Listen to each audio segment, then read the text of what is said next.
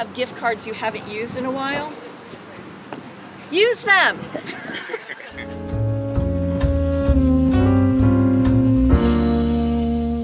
Somebody gave you a gift of money. Use it, unless you have a strategic reason for not using it. For example, I get Starbucks gift cards all the time. I also fly a lot.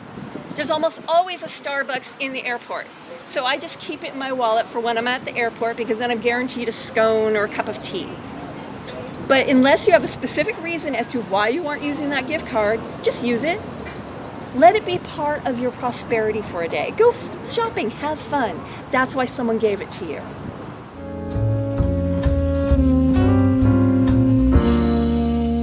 Now the last, third thing is to what I call save strategically.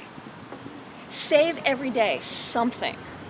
So for example, I use the T. Harv Eker jar system, and when I started doing it, I save every day. I started off with a penny a day, which at the time I was like almost embarrassed about it, but it was all I could do at the time. I had just filed bankruptcy. I was on food stamps. 30 cents a month, putting it aside to never spend until my future, was a big deal for me. Start where you are and put money aside, and then grow it as you go. Now what I started off with was the financial freedom jar, but then I felt unbalanced. So I added in the play jar. So now I've got money for my future and money for having fun. But I still felt unbalanced because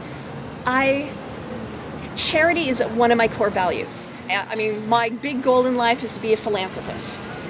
I mean, that's what I want to do with my life. And of course, you kind of need money to do that. So to create the balance, I also have a jar that's my charity jar. So again, when I first started, I was putting a penny in each jar.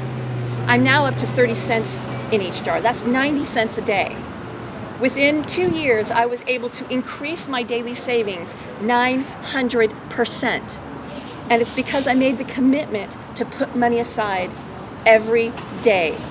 No excuses. And I started where I was, and I continually increase. Now my goal is to increase where I'm doing $1 a day, and then I'll probably stop.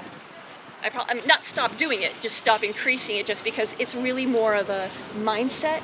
It's the habit of saving. And I usually take out a percentage at the end of the month anyway to put into all my various accounts. So again, to recap everything, clear up your clutter. And this also goes for non-money clutter. I can tell you that if you were to walk in my home right now, it is a mess. I've had clean up my kitchen table on my to-do list for 3 weeks. And you know what? I'm experiencing a little bit of a money flow issue. Not terrible, but I know it's because I've cluttered my life again. So clear up clutter in all areas of your life, and it helps increase the flow of chi, energy, money, everything. When you live in a cluttered environment, it affects everything, including your self-confidence. And self-confidence affects your money energy. 2, spiffy up your money homes. Wherever you keep money, make it pretty.